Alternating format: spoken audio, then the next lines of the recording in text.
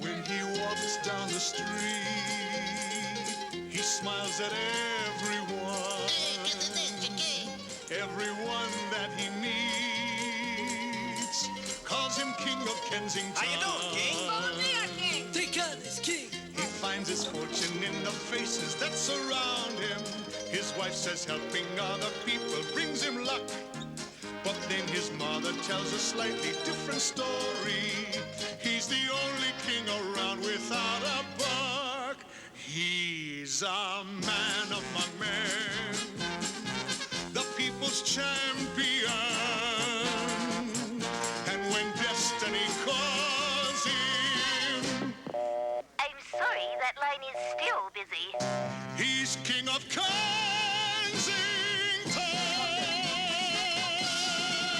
What a guy.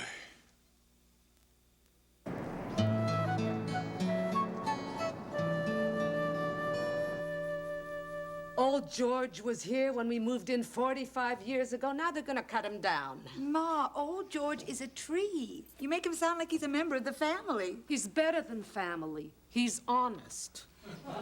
If you were somebody else, I'd say it was silly to worry about a tree. But you're not somebody else, you're you, so I'm not going to say anything. Now, don't humor me. If you want to say I'm silly to worry about a tree, then say it. But say it behind my back. It's just his luck that he was born in the middle of the street. Kathy, when old George was born, there was no street. The neighborhood grew up around him. The city is going to cut old George down, and there's nothing we can do about it. We can't do anything but Larry. That's another story. He loves that tree. When he hears they're going to cut him down, you are going to see a man go crazy. I mean crazy. What's going on out there? Come, look for yourself. Tell me, what do you see? Well, I can't see a thing. That big dumb tree's always in the way. Yeah, well, they're going to cut it down. Old George? That tree's been up there for 100 years. Listen to this. I used to play on that tree when I was a kid. Now they're going to cut it down. It's about time. You've got to go out there and stop them. What are you worried about, Ma? They won't cut that tree down for 20 years. It's a city project. First, they'll send some people over to look at it. And they'll spend 2 weeks measuring it. After that, they'll take some pictures and they'll make some notes. Then, after they finish all that, they'll bring in a consultant. And he will tell them it is definitely a tree. Larry, I want you to save that tree. I've never seen your mother this upset. My mother gets upset when Johnny Carson has a substitute host. Kathy, I want to show you something. What? What's that? This? Oh, just something that a silly old woman keeps to remind her of the times when life was simple and her son didn't have a big mouth. Come, Kathy, I want to show you. Oh, wasn't he cute? How old was he here? Well, let's see, that was about 2 years after we moved into this house. He must have been about 50 years old. I didn't mean the tree. I meant Larry. Oh, him, he was 4. Oh, look at this, honey. Oh, you were a doll, sitting in a tire, swinging from old George. Isn't that something? Yeah, I was cute. Here's another one of old George. It also has him in it. Oh, a clubhouse built in a tree. That's fantastic. The way you and your buddies have your arms folded. You look like you're guarding the mint. Yeah, well, we were. We had 150 Captain Marvel comic books in that clubhouse. We didn't want anybody to steal them. 150 Captain Marvels. How'd you get so many? They stole them. Look at that. Ziggy Kravitz. A lawyer. Wayne Sorensen. A doctor. Stanley Drozda. Importer-exporter. And me. Those were the days. Oh, I remember that one. That was taken just a couple of months before Pa died. Me and Pa playing checkers under old George. Yeah. How come you always took pictures of me and the family in front of old George? Because old George is beautiful. He's the most beautiful thing in Kensington. When I look at old George, I can see you coming home from school. I can see your father painting the fence. Oh, did he get paint on that gray sweater? Yes, when I see old George, I can see all the wonderful times this family had. Old George is the rose in my garden of life. Crazy, isn't it? No, Ma, it's not crazy. It's nice. I'll be right back. That was beautiful. Yeah, I thought it was pretty good.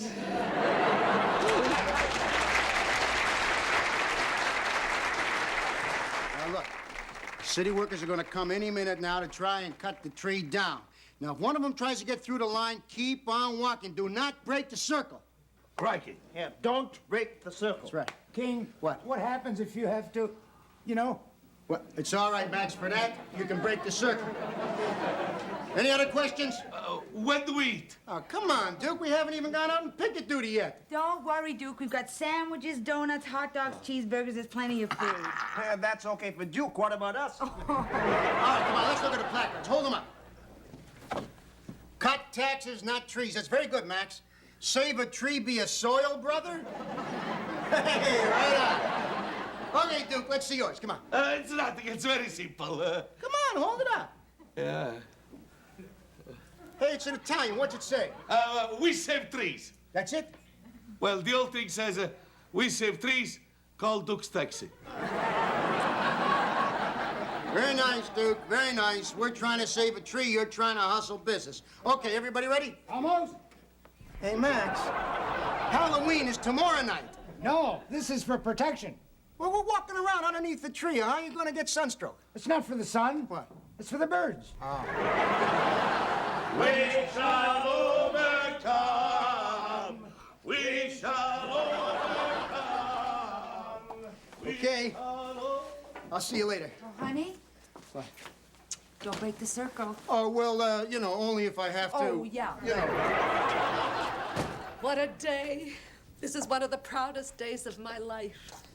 Lou, I wish you were here.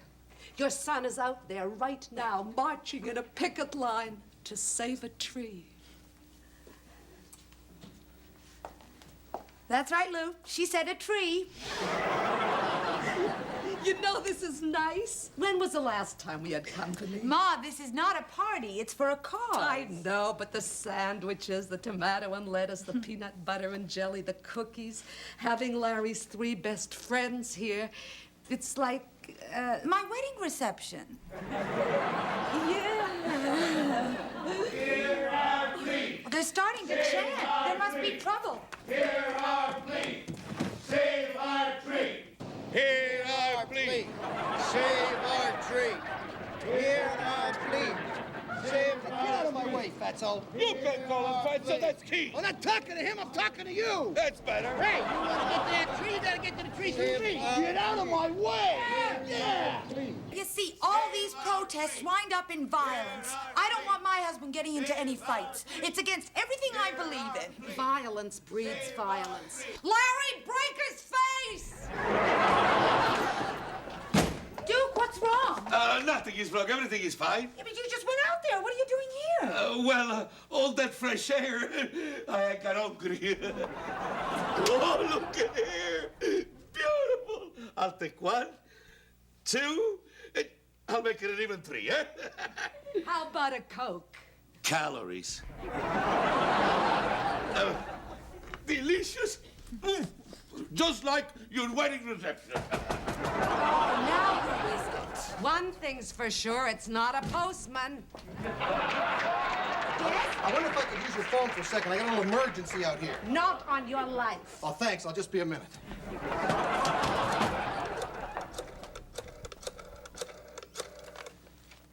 Yeah, listen, I thought you guys were going to send a couple cruisers down to the corner of Elm and Pembroke. Oh, you've already sent them. Good, thank you very much. Would you believe I'm supposed to cut down that tree outside, but there's some weirdo out there forming a picket line around it? That weirdo happens to be my son. I'm awfully sorry. Larry, you better get in here. The police are coming. What? The fuzz!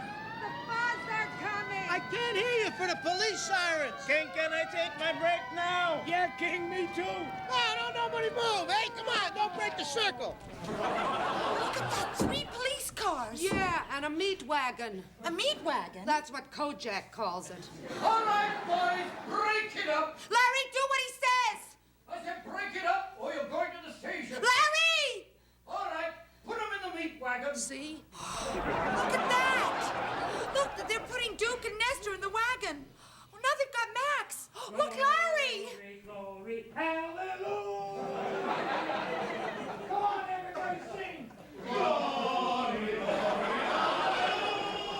hallelujah. Glory, glory, hallelujah. It's all my fault. If I hadn't talked Larry into saving old George, he wouldn't be in trouble now. Yeah. I'm nothing but a meddling old fool. Uh-huh. There's no sense in saying that I'm not to blame. Exactly. Kathy, I don't have to stand here and take that from you.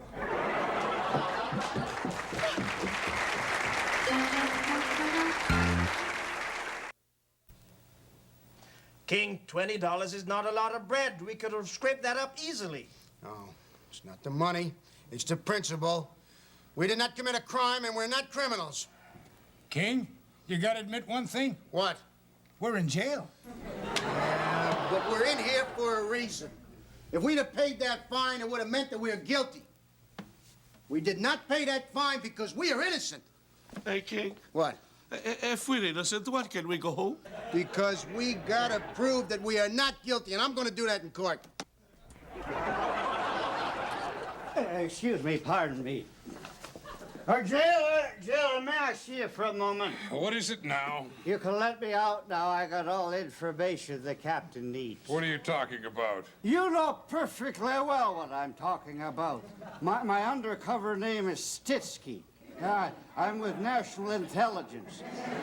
I put in here to uncover any anti-government plots. I got all the goods. Yeah?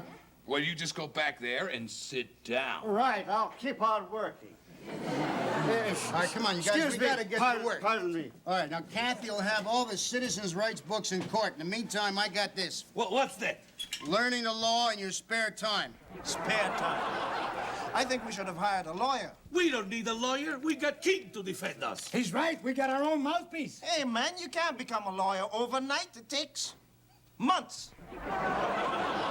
Trust me, huh?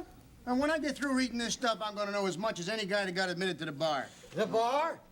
Is the bar open already? Geez, I must go overslept. Excuse me. Pardon me, fellas. Jailer! Jailer! What? Well, that's it. I've done it. What now? I've taken the capsule. What capsule? You know very well every Secret Service agent that carries a cyanide capsule. Well, I've just taken one, so now it's goodbye. Yeah? Goodbye. Yeah, but I changed my mind, though. Now I want to live. You gotta get me the antidote. Oh, what's that? A bottle of Muscatel. Okay, now remember, we were not committing public mischief, right?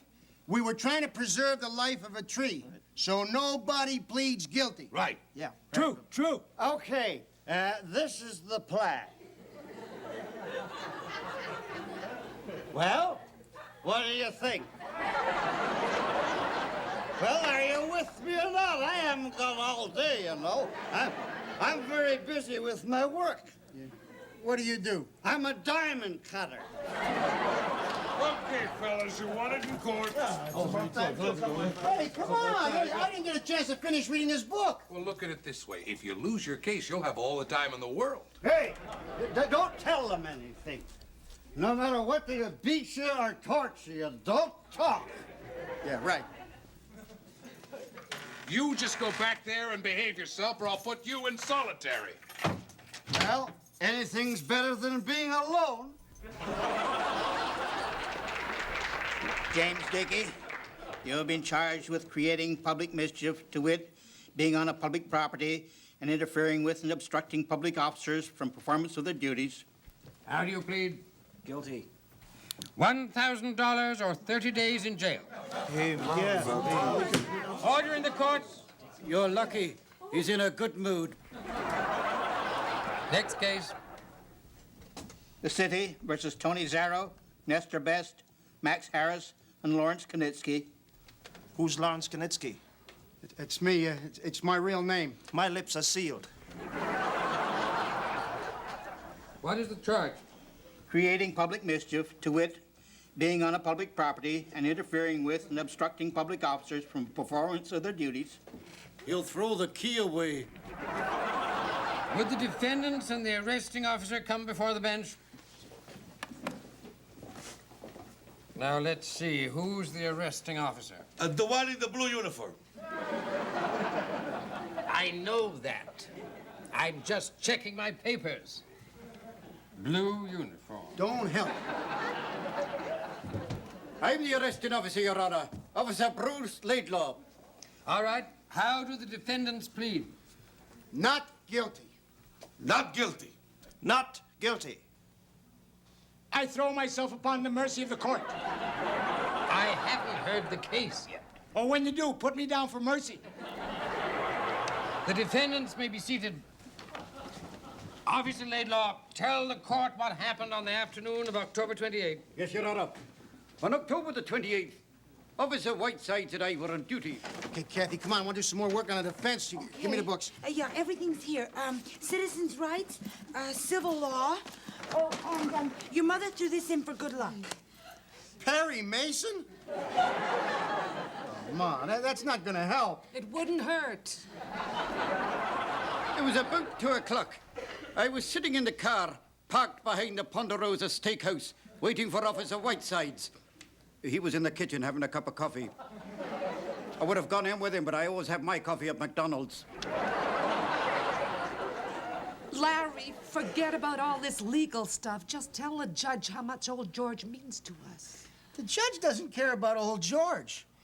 You know, we are looking at a $1,000 fine or 30 days in jail. Well, when we got this emergency call about this violent protest march, off we went. Sirens on all the way. What happened when you got there? Well, it was hardly a protest at all, Your Honor.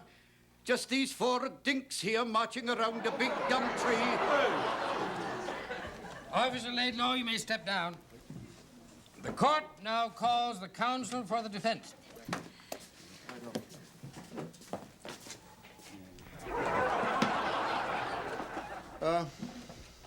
Your Honor, we don't have we don't have a real lawyer, so I'm going to do it. Are you the counsel for the defense? Yes. Your name, please. My name.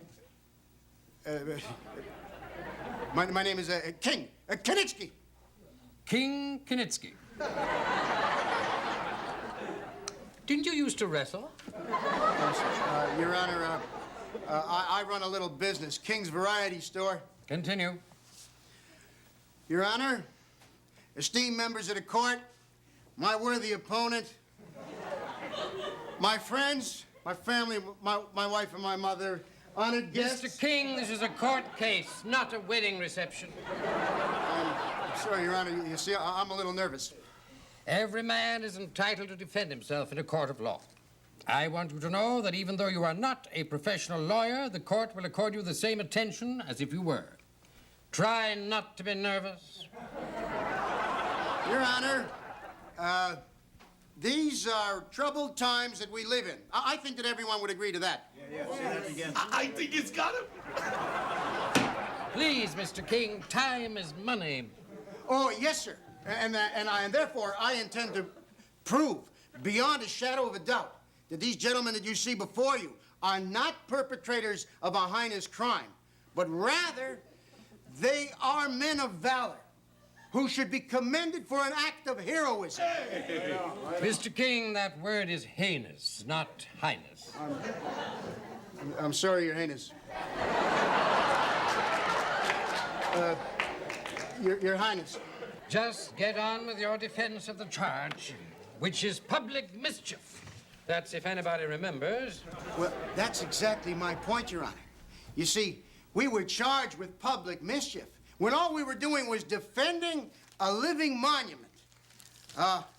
In other words, in the language of the law, your language, hokey vestimentum non in soli desiccandum est. Mr. King, my Latin may be a little rusty, but I think what you just said was, this vest is not to be dried in the sun.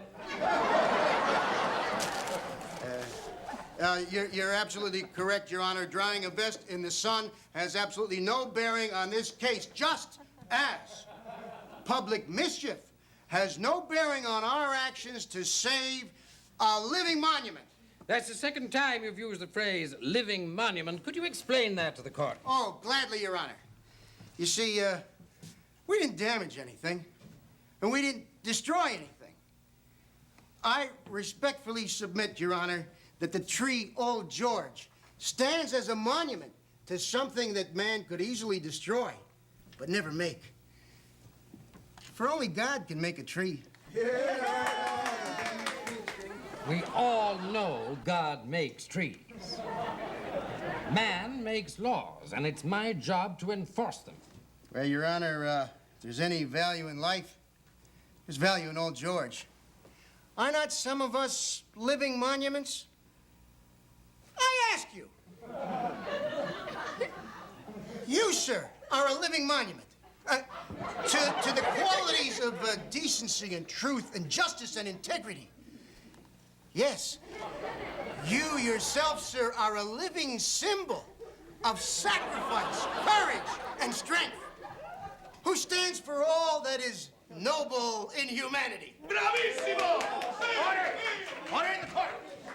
Did you hear me bang my gavel? No, Your Honor. Then sit. Will the defendants come before the bench? I have heard a lot of cases. Some have been interesting, some have been ridiculous. But this one's been a lulu. I cannot rule whether the tree should or should not be cut down. I am only interested in whether the defendants broke the law. To convict a person or persons on the charge of public mischief, it must also be proven that there was some property damage. The Crown has failed to prove this, so therefore the charge is dismissed.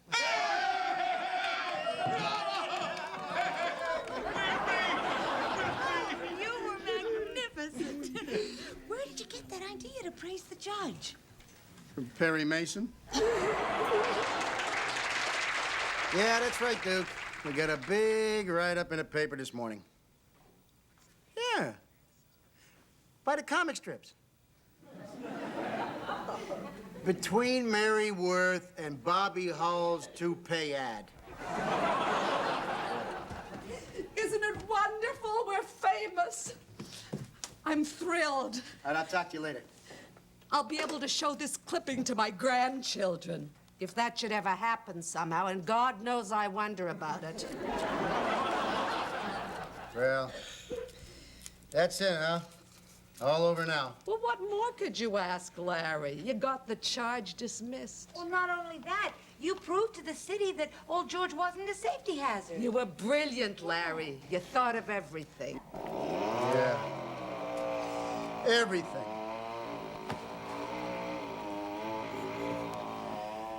Everything except Dutch elm disease.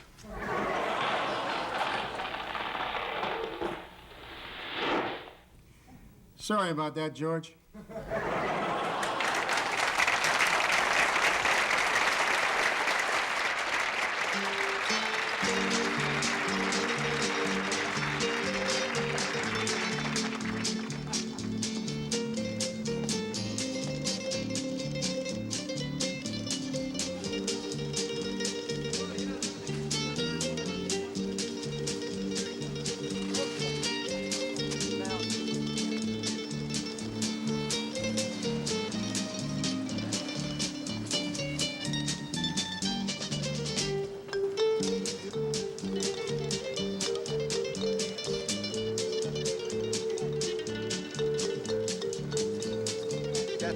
That one, okay.